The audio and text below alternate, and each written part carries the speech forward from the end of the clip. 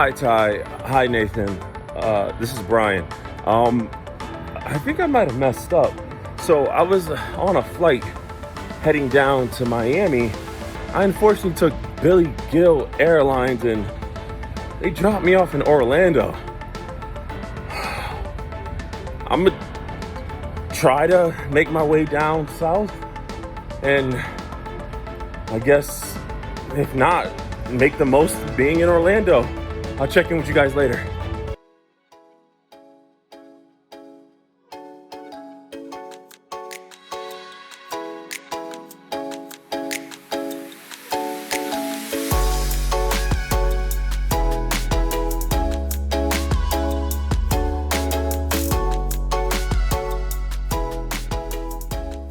Nathan, did you know Zach Harper watched a couple of Aubrey Plaza movies the other day? Oh, he did. Which ones? It was Emily the Criminal in theaters and Ingrid Goes West streaming. Did she play Aubrey Plaza in them? No, she actually played some different characters this time. Billy reminds me of Aubrey Plaza. Allison has said that previously. Yeah. Is that a Virginia Tech hat you're wearing? It is. Yeah. Wow, all these years, I don't know if I've seen you wear a hat on our podcast. Can't remember. I've gobbled on this podcast hundreds of times. True. But enough about my radio career. All right, that feels like a good place to start. We did our best attempt at recreating that on the fly. Nathan, do you want to run it back? Do you want to do it again? Run it back? Yeah. We're recording now, so yeah, we can take it from the top. Aubrey Plaza, she's really having a moment right now. Oh yeah, have you seen any of her movies lately? I've done Out of Touch so many times.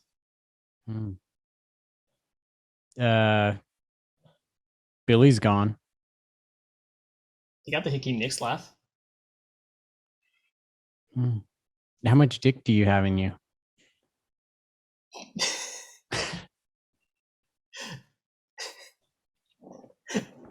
They did throw that one back in there. I did. It's interesting because you listen to it and then if you watched on the YouTube as well. So I primarily podcast listen, but then I was like, let me go back and see what they were doing since it was an interesting bit. And I have to say, watching it on the YouTube is, it improves the experience because you can see how much they're enjoying doing the bit. Like they're just dying of laughing as they go around, like running that back. It was one of those segments that was truly hilarious, and it had me go back and listen to it multiple times because I felt like I was missing stuff, so I had to go back and listen to all the little hits. And I actually have a little cheat sheet in front of me here, with all the big bits from that episode.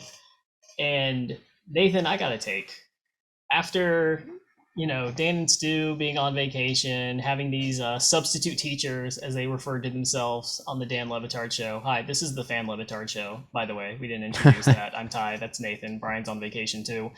After the substitute teaching that was done, I think I have a spicy take. Ooh, so spicy, eh? What, rank your level of spiciness on the take here, just so I can like properly prepare myself? Like, are we talking like sriracha spice, Taco Bell mild? Are we talking like, Hot Ones final XXX hot sauce here? What's your spice level here? I'm gonna say this is Carolina Reaper. Oh my goodness, friends. We have not vetted this pepper. You are, so buckle up, strap it on. It is about to get hot. I'm about to spend the rest of this episode hunched over a toilet in the fetal position. All right, here's my take. I would not at all mind Amin and Zach Harper replacing Dan and Stugatz permanently. Ooh. I think it's a better show. I think it is a more entertaining, more knowledgeable show, and I think it's better. Can you feel the heat, people? That is a spicy take right there. That's one So, spicy meatball. Eh? ooh, my goodness. Change it to the Zach Amin fan or fan Zach Amin podcast. Well said. But no, like, okay, so for context, in our show group chat, we were having a discussion about how the show was with Dan and Stu out, and I think I was the only one of the three of us who was like, no, I kind of like what's going on. I like the guest hosts. The ones they have are really good. I thought Amin was great. Zach Harper coming in was great. I thought Samson did really well in a pinch, docking his little dinghy to the pirate ship. Like, I thought that was great. Um, and just once they started clowning on Dan and like his verbal tics and his mannerisms and stuff like that, it just kind of reinforced to me that, like, there's a joke there, but there's also a lot of truth in that. In that, a lot of the stuff that gets discussed on the show ends up being very cyclical in nature because of how Dan conducts himself and how he controls a conversation. And having a change of pace with Amin and David and Zach and just the shipping container getting back in to like the swing of things, the hijinks, as it were, it really made me realize how much more fun I was having with Amin as the host. And I love him and Zach Harper's dynamic. I think it's fresh. I think it's fun. And I thought today's episode was tremendous. Many people thought it was stupid. Many people thought it was lazy. I was howling with laughter. Like, I enjoyed it. I mean, I think I might go back and re-listen. I did like see Mike Ryan tweeted out that his first bit of feedback on the show from his COO was that as a content leader, like, you should be ashamed of yourself. And that was like, oh my goodness, like I got to find out, like, but I was obviously working, and so had to power through listening at like 3 times speed. But then once I got to the bit, I did, ladies and gentlemen, slow it down to 2.5, maybe towards the very end of it, a little 1.5, once I knew I was going to finish in time to talk about it. Wrexham, I just met him. Yes. but But I no, see, like, though, just to I agree with you that the shows were good. I enjoyed while they were out on vacation. And my take is, going back to our group message, I thought it showed that the show's in a good place, that Dan and Stu can, be gone for over a week. And now us as fans, I feel like I've gotten a quality shows while they've been gone. I think you've gone too far when you say that it's surpassed Dan and Stu. Like, I need those guys back. I'm glad that they're coming back. But I think it just shows like Meadowlark's in a really good place now where they can be out, and the shows were Ty, they're really good. well, like, okay, I feel like I need to fully bake this take out, because I was telling you before we started recording that I haven't put a ton of thought into this, as with most things that I do in my life. But I want to say, like, when I say that I would prefer this iteration of the show that we've gotten with Dan and Stu on vacation, I want to clarify that in the sense of, like, pre-Meadowlark, I would say the show was better. Since the Meadowlark era, it's really tough to build a business in the pandemic. Don't recommend doing it. There have been some growing pains, and I will grant them that. But just the show has a different feel now than it did during the ESPN days. Do you acknowledge that? Do you agree with that? Yeah, I mean, absolutely. I think there's, constraints that obviously when you're a live radio show are put on you that they're outside of now as a podcast. And I think, some of those things that, being on ESPN, like, maybe since it's live, more interaction with callers, possibly.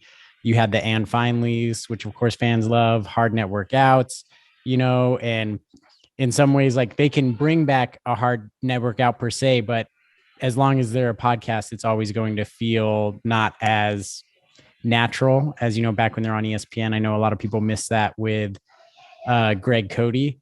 But I mean, I don't try to think of the eras of like one thing being better than another. I just see it as like a change and a difference. And for me, honestly, I've enjoyed the Meadowlark area. Hi, James. I've enjoyed the Special Meadowlark. guest. Yeah, special guest. There's goes my 3-year-old. I've enjoyed the Meadowlark era. I think, there's some transition, but I think where they're at now, like, I really enjoy the shows. One thing I'll pose back to you though, thinking about it, is it'd be curious though to think about what would that show look like if it's in the middle of like sports are happening and they have to address it. Because they were all good shows and whatnot, but they have the luxury of they can sit down in front of a microphone and just kind of, for the most part, go all over the place, which I think fans of the show really love when the show is like that, when it's just boom, boom, boom, like popping around all over the place about random topics that aren't really even sports. And so it was in the time that, there's, they don't have to address any pressing like sports issues, which gives them the freedom to goof around, which, fans often say is their thing that they like the most about the show. Well, see, I would push back on that actually. Like, if they were in the middle of like peak sports where there's NFL, there's basketball happening, I still maintain that the show would be elevated, because I think that Amin and Zach, who are really hyper knowledgeable about one particular sport, especially Amin having worked as an executive in sports, like, there is a wealth of knowledge there that they can speak from a place of authority on these issues, rather than getting the situation that Dan often finds himself into, where it's butts to gots, and he's just asking these circular questions, and they go around the room, they go around the table, and then they come back to Dan, and it's just kind of like a rephrasing of the same question, and you haven't made any progress. You've gotten different perspectives, but a lot of them are usually relatively similar perspectives. Whereas, like, if Amin and Zach, like, if the KD thing, for example, take the Kevin Durant thing, like, Zach Harper and Amin were able to speak really, really confidently and knowledgeably about that when it happened. There wasn't so much just pondering of like, what does this mean? There wasn't a, Kevin Durant's coming for all the glory and stuff like that. Like, there was no across decades. There was a discussion about it. It was informed, and then they moved on.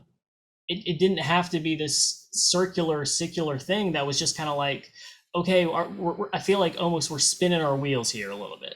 I would say actually a good comparison, I think, in my mind, is that, like, when Dan is hosting the show and he's rolling, it feels more kind of like an introductory it sounds kind of like an introduction to philosophy class, like a professor who's just kind of like, I'm just out here asking questions. We're just asking questions, we're challenging things, which is great to a certain extent, but at a certain point you got to have an answer, and at sometimes it can just be a little old. I got to be honest, it can wear a little thin.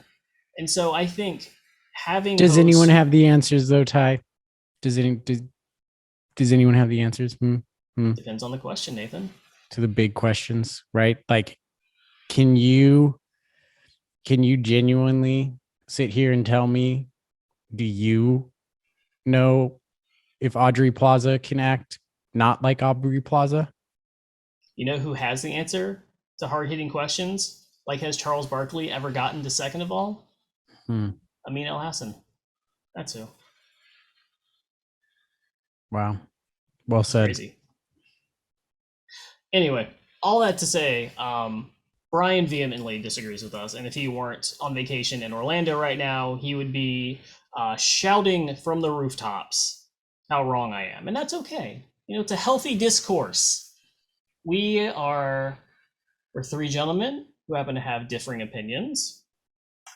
But at the end of the day, we all know that Amin should have been wearing a Roots shirt. And that's Well, I know Brian's not here, but I believe we will be hearing from him. He's on assignment, and we'll be hearing snippets of his journey along the way. So he is on vacation, but we have tasked him to produce content for us while he's supposed to be vacationing with his family. What did we dub him? Is he our chaos correspondent, seeing that he is in the hub of chaos in America down in Florida? I feel like he needs a title while he's down there because he should be working. I think just saying he's on assignment. I don't know if I can give him a role just other than saying he's on assignment. He's on vacation, but he's doing some work. He's checking in. He's trying his best, but maybe not everything's going as planned. If he doesn't sign off his report saying, "This is Brian Green, FLEB," I'm going to be very disappointed. Prepare to be disappointed.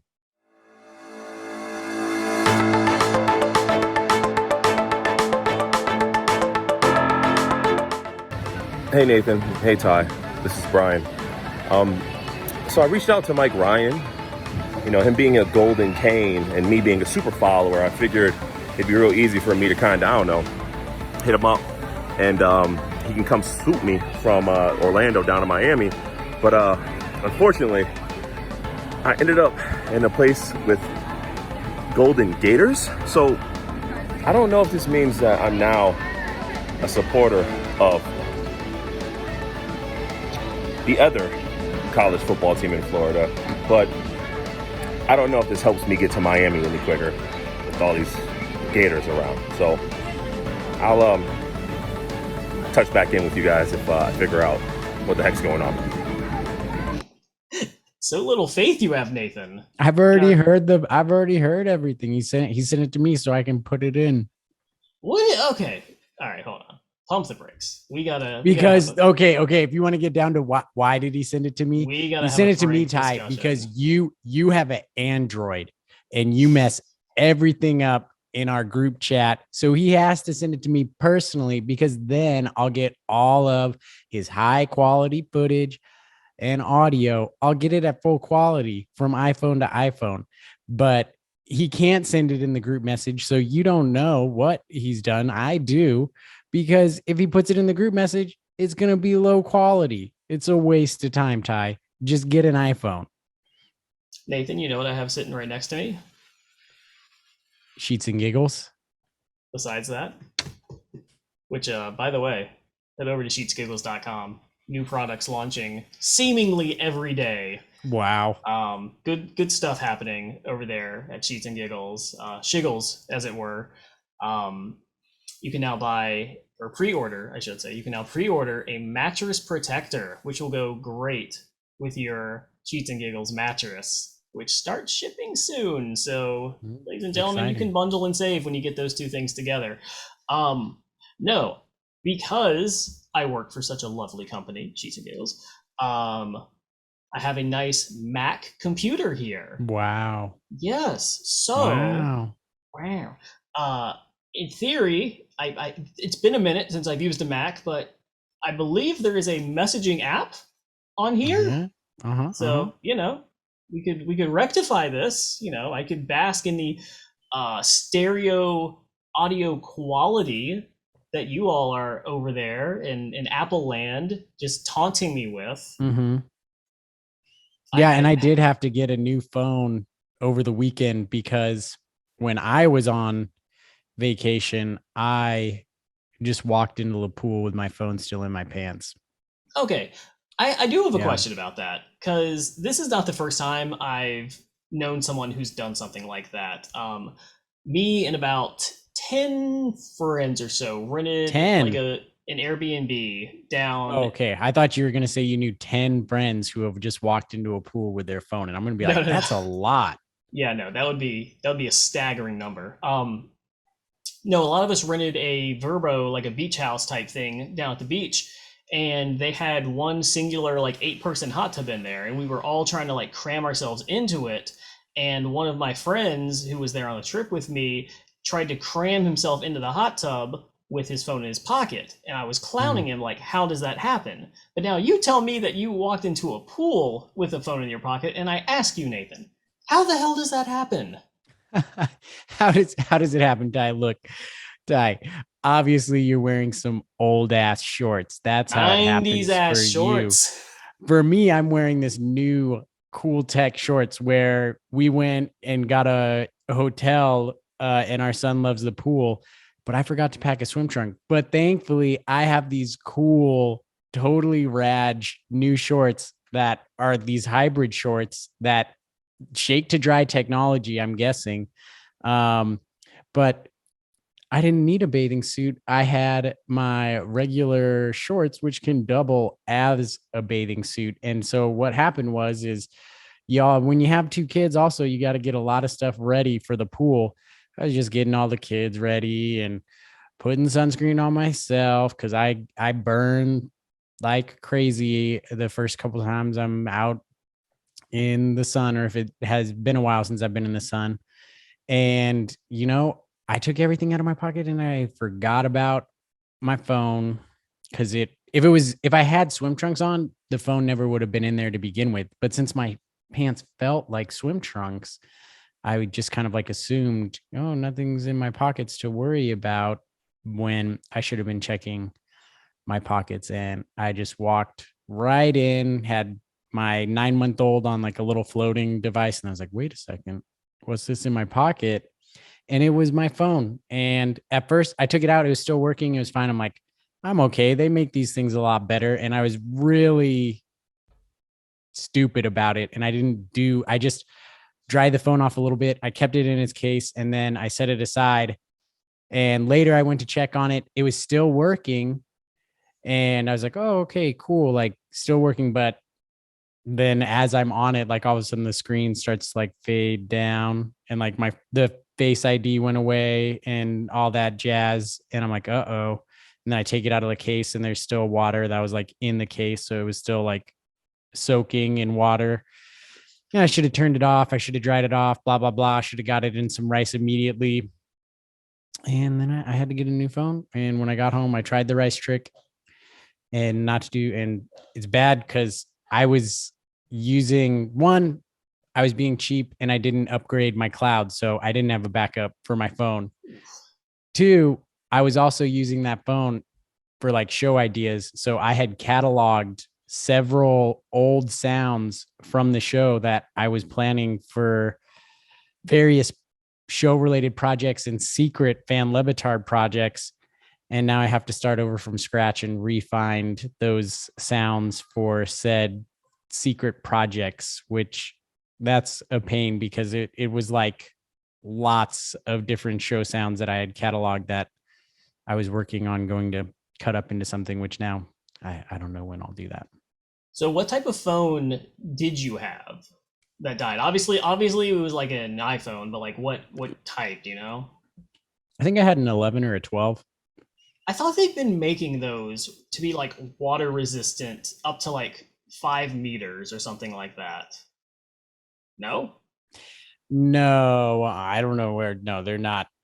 They're like, I don't think any phone really is like water resistant like that. They say they're water resistant. And what I think that means is you can now like, oh, you can splash water on your phone. You can get it like a little bit wet. But if your phone fully submerges, you need to like shut it down, dry it off, let it dry out. Like, I don't think any phone is meant to be like fully submerged for a long amount of time. Nathan. No.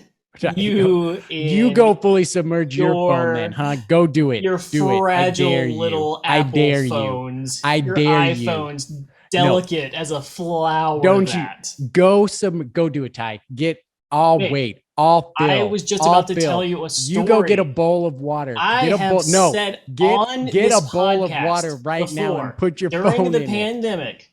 how into watching foreign horse racing I was at 2 a.m. in the morning, courtesy of Chris Cody. Where do you think I was doing that? In the bathtub. So if I'm watching... With your phone underwater?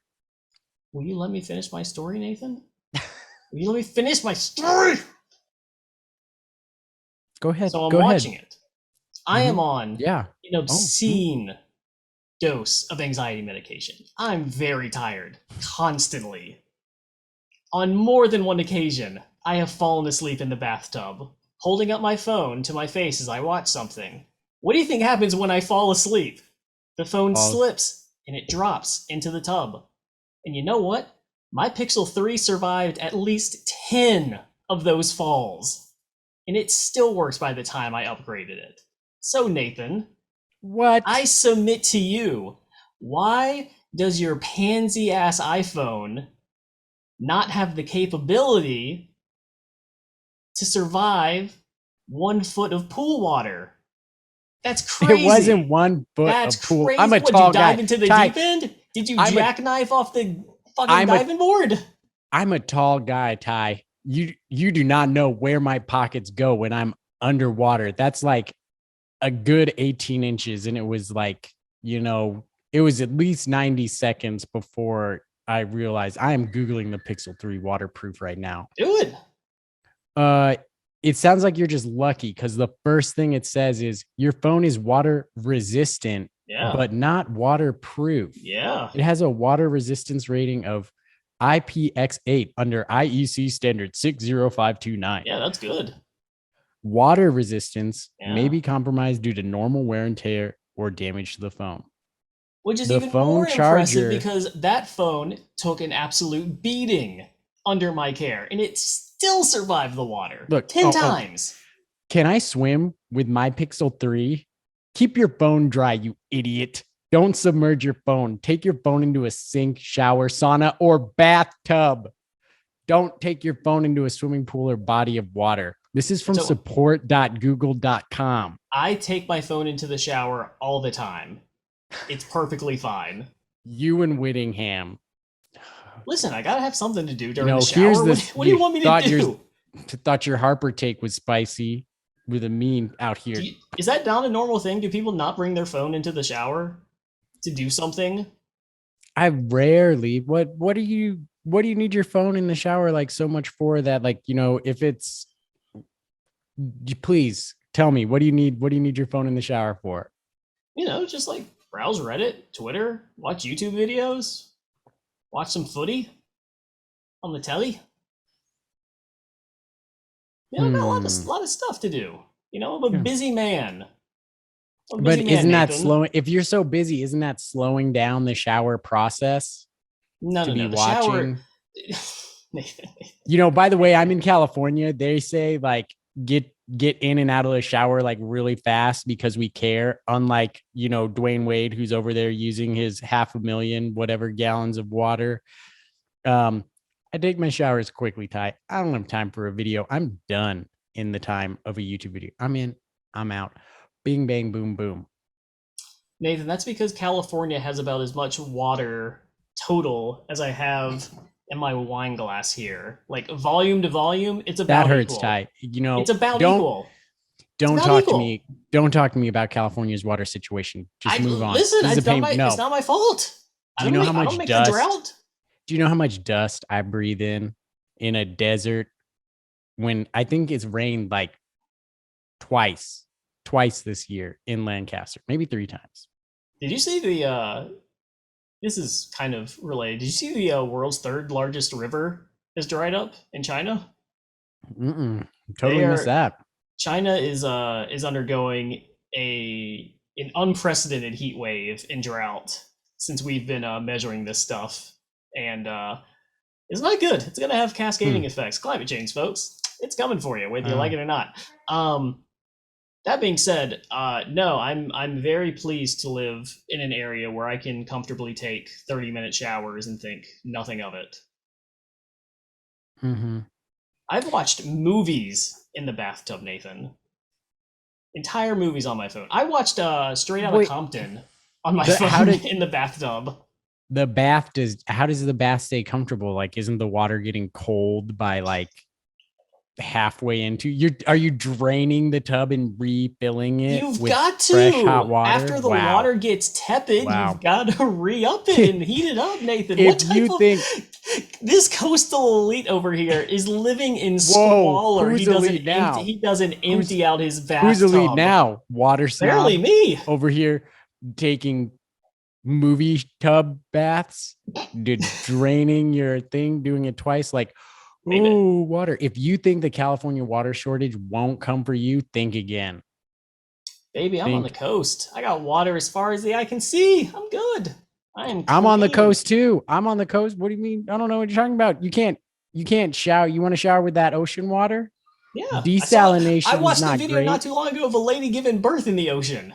If she can do that, I can probably just bathe in Okay, it. go ahead, Ty. You know what? Why from here on out, why don't you take saltwater baths and we'll check in and we'll see how your skin's doing. Salt water is great for you, Nathan. Have you never heard of gargling salt water for a sore throat? Yeah, anti-inflammation properties. It's very good. It's go ahead. If it's so great, I'll ship you some salt. You can take some saltwater baths on just me. Going outside and scraping up some dirt. Is that the salt water? No. Is that the salt? Why do you need dirt? You put salt in your bathtub. I'm saying California is so dry that the soil has turned to salt. Boy, you know what? I just can't, so angry because how much food are we sending over to Virginia? And Ty's over here just gonna drain my bath, gonna watch a movie in my bath, gonna watch videos while I shower. Honey, you think that's bad? You don't even want to know about the friend of mine who takes hour-long baths, multiple refills. You got to. Ever since I was a child, I was taught you got to refill the bathtub. I come from a lineage of long bathers, Nathan.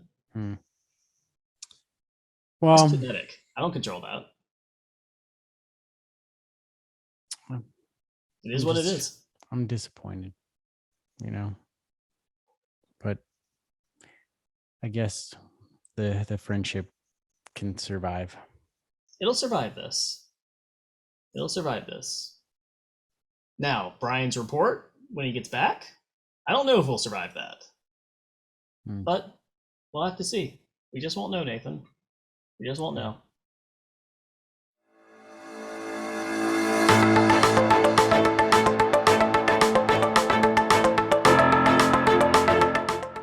Hey Nathan.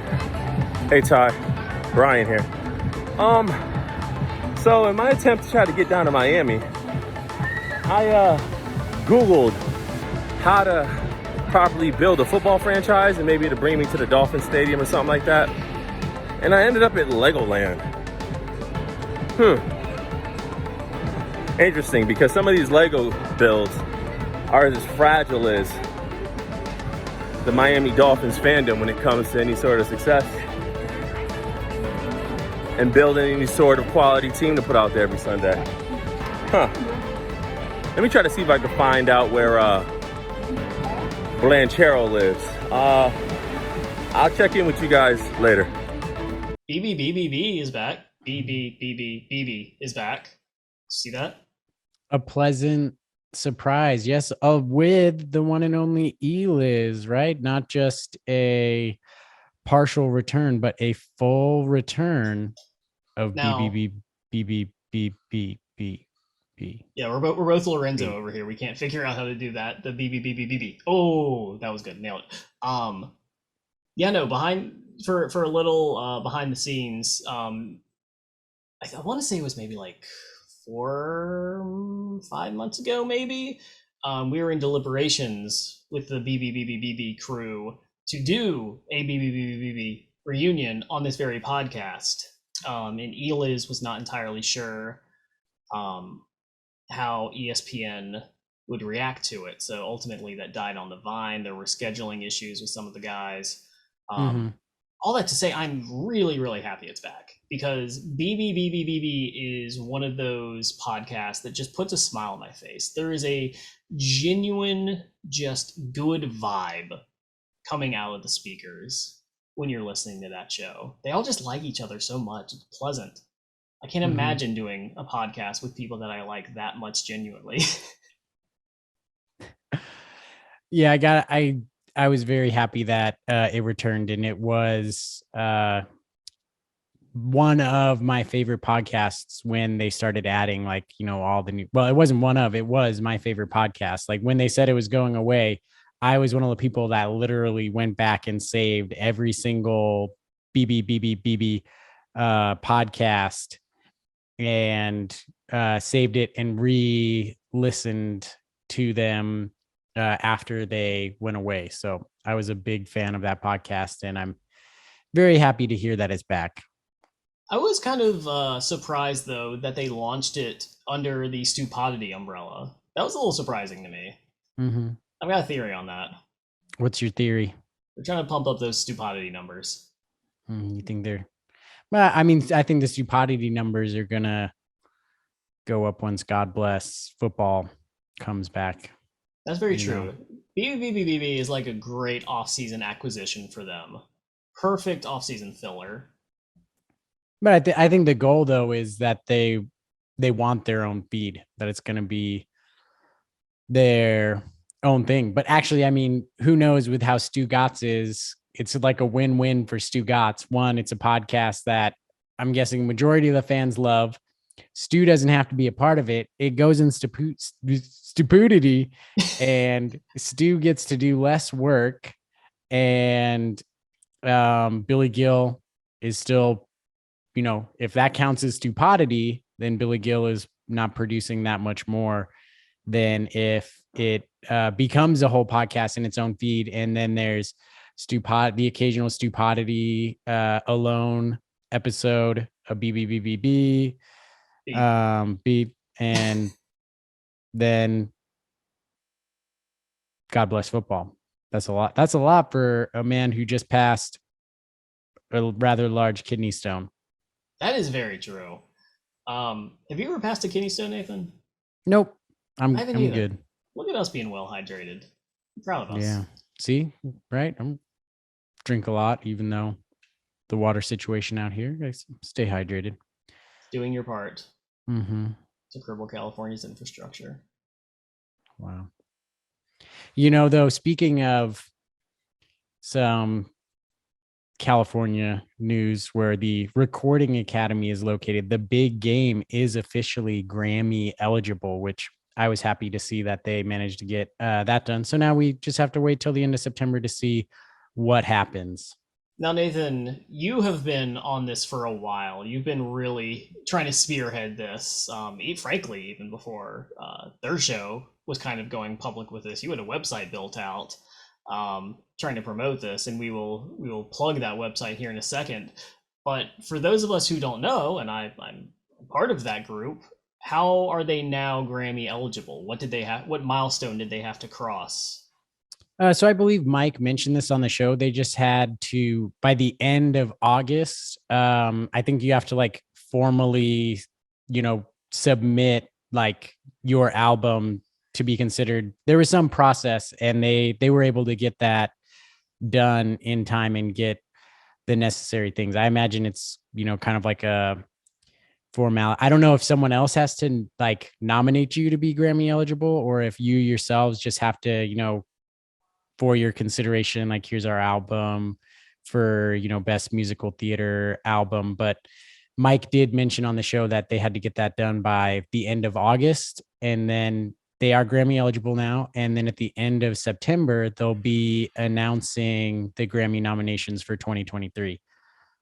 So that's coming up. And yes, over the summer, I worked on our fanlabatard.com website, and, still working on that. And I also decided to do Take the Big Game There, which is taketbgthere.com, second website that I just thought would be fun. The show had mentioned wanting to get a Grammy nominated, and I was like, hey, why not create like a little website or campaign for them? And if people that follow me on Twitter saw, I also created a music video for All In, which I thought was probably the easiest song that like pairs with visuals well. And that was a lot of fun to do. I have some video editing back in my past, so it was fun to kind of like collect footage on that and chop it up and all that. So it got rave reviews on YouTube from what I saw. The YouTube comment section, not oh my god, easy for me to say,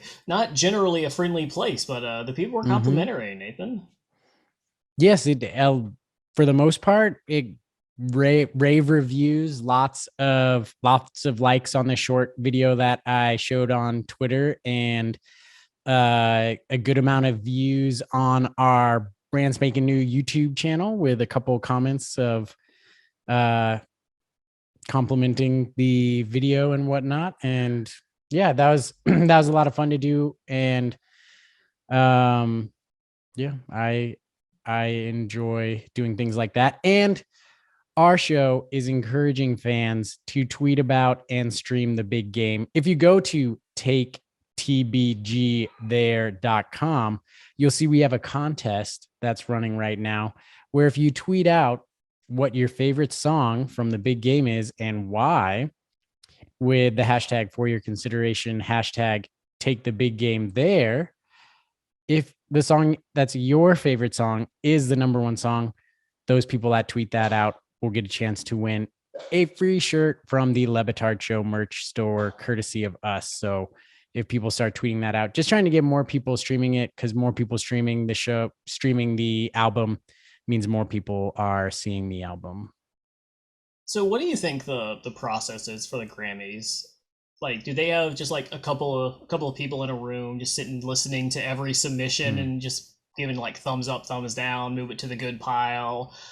Like, because I'm imagining someone who's very used to just your traditional musical getting this placed in front of them and just being thoroughly confused on what the hell they're listening to and how it ended up on their desk. I mean, it's interesting. I have no idea as to what that looks like, but I do know from what the show has mentioned and last year's Grammy, how it was a musical that started all on TikTok and is a musical for a show based on Netflix and has a similar story to the big game. So I don't know if that's an advantage for them or a disadvantage in them looking at it and being like, oh, we kind of nominated this. To be honest, I never listened to the one that won, so I also can't compare quality, but I do know it has similar stories. And I think the big game, what it has going for it is that it's a really unique story behind the album. And I think it is a very impressive success. And I would imagine that that's something that hopefully they factor in, and it's, not just all, is this a great musical, which I enjoy it very much so, and thought they did a great job on it. And I wish it the best and hope that it can get nominated. That would be incredible for the show. So listeners, go to the website, taketbgthere.com. Yep. And do your part to support the show that we support.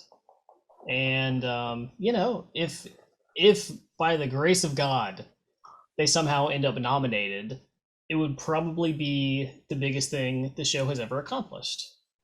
And that includes the $50 million deal. Because, to get Grammy nominated based on the recording setup that they had in Sound Shitty, it would be a monumental achievement. And I just wonder if, the show's rabid fan base and JT Daly's reputation are enough to get it serious consideration. My gut says no, but I would love to be pleasantly surprised. Just believe. It's all.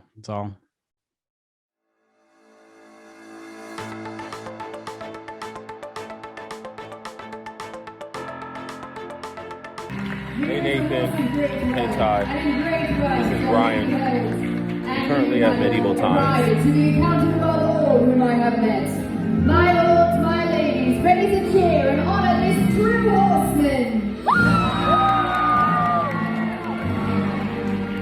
I'm trying to find El Caballos, and I ended up here. So I don't know what I'm doing. Nathan, you can believe that The Big Game will actually get nominated for the Grammys. But I am in disbelief. What? I'm in disbelief. A state of disbelief, Nathan. I'll be honest. I had written off old Joe Biden. I'd written him off. 15 months, hadn't seen a whole lot out of the lad. But the man gets COVID. And like a phoenix from the ashes emerges not Joe Biden, but Dark Brandon. And Dark Brandon has come out wielding a flaming sword of legislation, slashing through everything that stands in his path. And let me tell you, folks, your boy, he's jazzed up because, thanks to Dark Brandon, our president, I am now free of student debt. And that is tremendous. And there are millions others like me out there. And to our listeners, you may know this, you may not know this, but I'm going to share this little tidbit with you because it could give you legitimately a lot of money back. If you are like me, and during the COVID student loan interest rate freeze, you have been paying back your student loans to take advantage of the 0% interest to go straight to the principal of the thing, you are eligible to refund that under, I believe it's the CARES Act that passed, I want to say, a couple years ago, last year maybe, but you're eligible to refund that. And that is important because if, like me, you have received a Pell Grant, you are eligible to up to $20,000 in student loan debt relief. Now, I did not have that much paid during the pandemic, but I paid about, let's say about $6,000 down on my principal during that period. I can refund that. That goes back into my bank account. My total balance remaining, still being under the $20,000 after the refund, that all gets wiped out. So, if you are under whatever threshold you meet for student loan forgiveness, whether or not you have a Pell Grant or not, take a look at what you've paid during the pandemic if you're one of the people who has paid, because you can get that money back and get the rest of it forgiven. So you're basically getting a big old lump sum of money and your debt still gets gone. That is governing, people. Wow. That is governing. You don't believe me? Look it up. Read an article on, what was it, CNBC about that? They seem pretty knowledgeable, yeah. Do you think Aubrey Plaza is debt free? I mean, she's having a moment right now. I got to imagine that helps. Yeah, definitely having a big moment. Like, reminds me a lot of Billy Gill. I heard about him in an article that I read in Modern Drunkard. Wino Times or something like that. Or Maidenhead United. Wrexham. I hardly know him. The Boreham Wood. Across generations, debts being forgiven. Are you kidding me? That's all I got. Got to go watch my kids. Doesn't even say Oates and Hall, which is something you would do. What is your favorite Oates and Hall song? I don't think I know an Oates and Hall song, I'm not being honest. Private Eyes. They sing Rich Girl? Is that one of their songs? Man Eater. Isn't that Man Eater. Man Eater. That's a good song. Yeah, that one. Let's go with that one. And then what's You Make My Dreams Come True? Oh yeah, that's them too. No, still Man Eater. That song kind of slaps. Mm-hmm. I don't know a lot about them though. I worked for like an oldie station That was honestly probably where I was introduced to them. Wow. I was 30 years old. All right, ladies and gentlemen, this has been an episode of the Fan Levitard Show. If you've enjoyed what you heard, you probably didn't, but if you did, follow us on the YouTubes, the Fan Levitard Show. Search us. Make sure to autocorrect YouTube to the Fan Levitard Show. It will think you are looking for the Dan Levitard Show. Happens to us a lot. Maybe we should have picked a better name. I don't know. I'll take the blame for it. Follow us on Instagram. Follow us on Twitter. Follow us. Do we have a TikTok? Where do we have other things? Go to our website, fanlevitardshow.com. Twitter, like you said. Take tbgthere.com. Make sure to like, rate, review. 5 stars, please. Don't really care what you say in the comments as long as you review 5 stars. And we'll be back with another episode. Maybe a YouTube exclusive or two. And, how about this for a teaser? The return of your favorite show, God Bless Highlight. Oh, yeah. We're signing off. For Nathan, I'm Ty. We'll see you next time, folks. Later. What up, fans? Do you know we have a website? Yeah, the fanlevitard.com, yeah? No, not that one. We've made another one. That's right, and it's called taketbgthere.com. Oi, what's that? Take the big game there. I get it. That's right, we're calling on you, the fans, to help the big game get nominated for a Grammy. We're asking you to tweet about and stream the big game so it gets more eyes on it. You never know who might see it that leads to the big break. I'll tweet at Tom Brady. We'll be having contests with a chance for you to win World of Suey merch. That's right. We'll buy winners merch for tweeting about and streaming the big game. Wow. So go to taketbgthere.com and help the big game go to the Grammys.